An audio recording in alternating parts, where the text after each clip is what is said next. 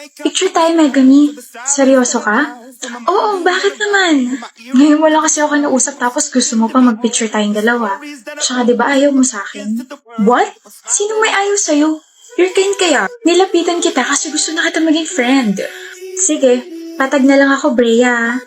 Isasend ko to sa boyfriend ko. Sasabihin ko, may bago na ako kaibigan. Bakit hindi mo pa pinipindot? Bakit nag-ayos ka ng buhok? Huh? Bakit nung na-mention ko na isasend ko to sa boyfriend ko, bigla mong inayos buhok mo? Tapos yung ngiti mo naging pabebe? What do you mean by that? Initial reaction yun kapag magpipicture. Shut up! Initial reaction? Huwag mo sabihin sa akin na nagpapaganda ka para sa boyfriend ko. Para magustuhan ka niya, Megumi. Hindi ko talaga magets point mo. I just lightly fix my hair and smile. Bobo ka kasi kaya hindi mo magets. Nagmamaang-maangan ka pa. Iniisip mo siguro na mapapansin ka niya, no? Brea, you're creating a scene. Who would have thought na ang inosenteng si Megumi ay may tinatago palang kalandian sa katawan. Gustong magpapansin sa ibang lalaki. Are you threatened? What? Galit ka ba dahil mas maganda ako sa'yo? Shut up. Kaya mo ko nilapitan hindi dahil genuine ka. Nilapitan mo ko dahil naghahanap ka ng away at gusto mo akong ipahiya sa ibang tao. Ganun mo ba kaayaw sa akin? That's not true. You know, Brea, I was hoping that we could be friends, but your craziness just ruined my hope. Ikaw pang may ganang. Sayang lang kasi matagal na kitang gusto maging kaibigan. Kaso ayaw mo talaga sa akin. Nai-imagine ko pa man din na we could be sisters for life, but grabe ka na, Brea. Wala namang ginagawa sa'yo si Megumi tapos ganyan ka. Ngumiti lang si Megumi. Tsaka tama siya. Initial reaction lang yung ginawa niya dahil may nakatutok na camera sa kanya. Okay lang ako, guys. Brea, gusto ko malaman mo na initial reaction lang talaga yung ginawa ko. Wala akong masamang intention sa'yo at sa boyfriend mo. Tsaka Brea, may boyfriend na ako. Wala akong pake. Boyfriend na loyal at binibigyan ako ng assurance palagi. Para hindi ako matulad sa'yo na nag-overthink dahil nag-ayos na ng buhok yung kasama ko sa picture. Plastic ka? Nilapitan mo pa kasi ako na tahimik lang sa isang tabi. Yan tuloy. Sila na may ayaw sa'yo. Okay lang ako, guys.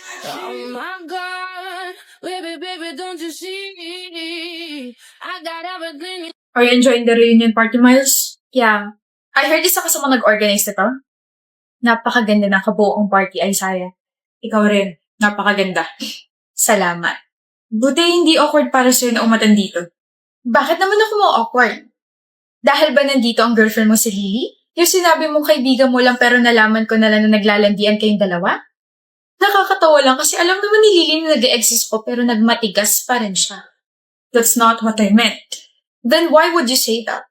Wala namang rason para maging awkward. Hindi naman ikaw yung pinunta ko rito. You're still bitter. Yes, I am. You're still in love with me.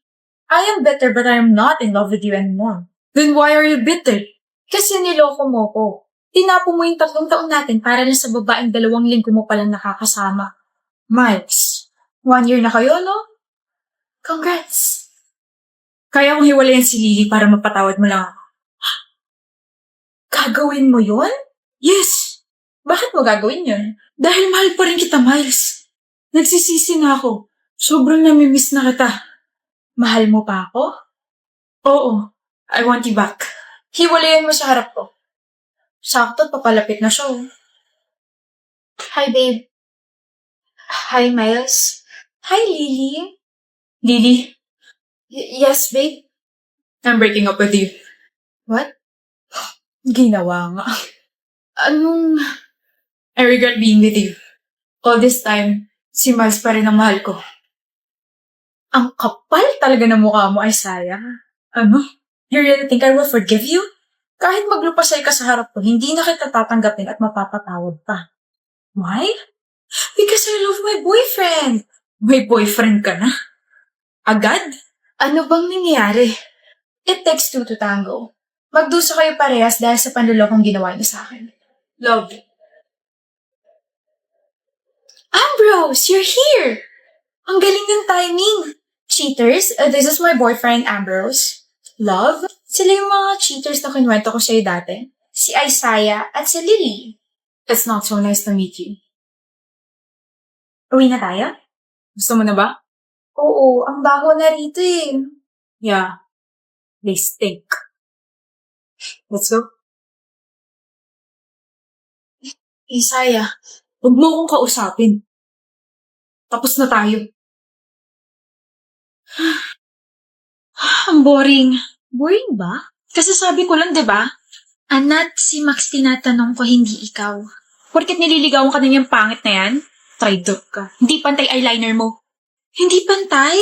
Pantay Lumi. Ganda nga bagay sa'yo. Ano ba? Landian right in front of my single life? Kung bored ka, what if mag-rate ka na lang ng mga nakatalking stage mo ngayong 2022? Parang napakadami nun na. 3 lang sila. 3 kasi tig-4 sila, Nat. Hanip ka, ah. Huwag kang sumabat kung ayaw mong tapan ko yung bibig mo. Si Jero, si Tyrone, at saka si Aida nakakadrop mo lang last week. Ano rate mo sa kanila? Ayoko. Pero 4 out of 10 si Jero kasi masyado siyang friendly. And parang hindi na ako nag-e-exist kapag kasama ko siya. 6 out of 10 si Tyrone. Gwapo kaso, tanong na tanong kung gwapo ba siya. Nakakainis like nagkukwento ko sabay tatanong ng ganun. O edi ikaw na. Eh si Aiden.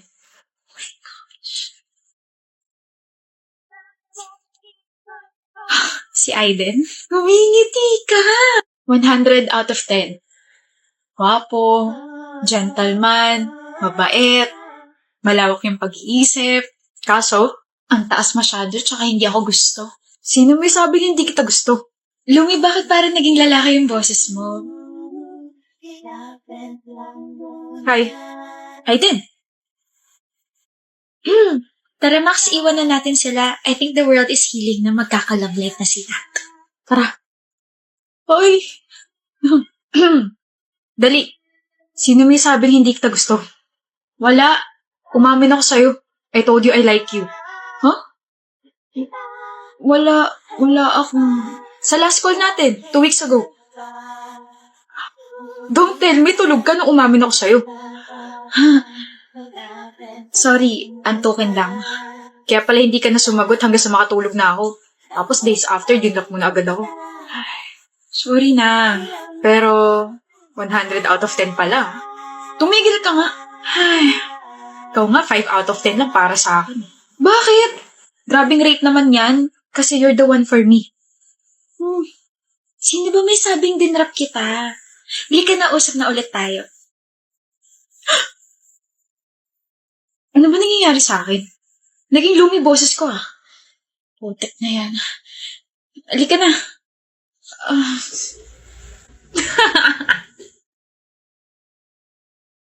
Kanina ka pa nag-aantay, Kai? Hindi naman, Vil. Kanina ka pa nag-aantay. Hindi mo na nga maitawid ng maayos yung mga binti mo dahil sa ngalay. Para sa'yo, syempre, kakayanin ko. Akin ang bag mo. Hatid na kita.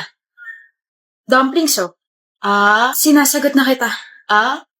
Sinasagot na kita, Kai. Talaga? Vil. Para sa'yo, Viel ko. What's with the flowers? Hindi ko naman birthday. Hindi naman Valentine's Day. Just flowers. Thank you. Love you. I can't believe we forgot our 3rd anniversary. Yeah. Sorry, pagod lang talaga. Same. Tuloy ba tayo this Saturday? Sorry, Viel, may business trip ako sa Visayas eh. Sakto pala kasi may lakad din ako kasama ng mga friends ko. Viel. Are we okay? No, we're not okay, Kai. We both know we're not okay. Ano nangyari, Viel? Bakit naging ganito? Napagod tayo sa isa't isa. We're not even excited to see each other anymore. No more just flowers. No more small talks. No more celebrations. No more Viel ko. Sorry, sinubukan naman natin ayusin, pero we got bored. Wala na yung sparks. sorry. Susundin ka ba ng boyfriend mo? Wala akong boyfriend. Ha? Last balita ko sa'yo, kayo pa ni Kai. So matagal na kayong break. Sorry girl, I didn't know. Pero may susundo ba sa'yo? Sabi ka na sa akin. Yeah, may susundo sa akin. Actually, ayan na siya. Kai? What? Huh? Sabi mo, break na kayo. Wala akong sinabi. I just told you na wala akong boyfriend. Husband, meron. Kai's my husband. We got married 3 months ago. Huh? We broke up. We parted ways. Then we met after a couple of weeks. We sat there, stared at each other. Then nag-usap kami. After nun, we realized na it's not all about the sparks. Kasi akala namin kapag nawala na yon, kailangan na tapusin yung relasyon. Which is hindi pala. Cringe pakinggan, pero we were reminded of kung bakit nasa isang relasyon kami. Na support system namin yung isa't isa. Diba? Asawa ko na. Hi, love. Hi, Bielko. Uwi na tayo? Excuse me. Bye, Joey. Ganda mo talaga. Ba't ba ako pumunta sa reunion na to? Sana natulog na lang ako.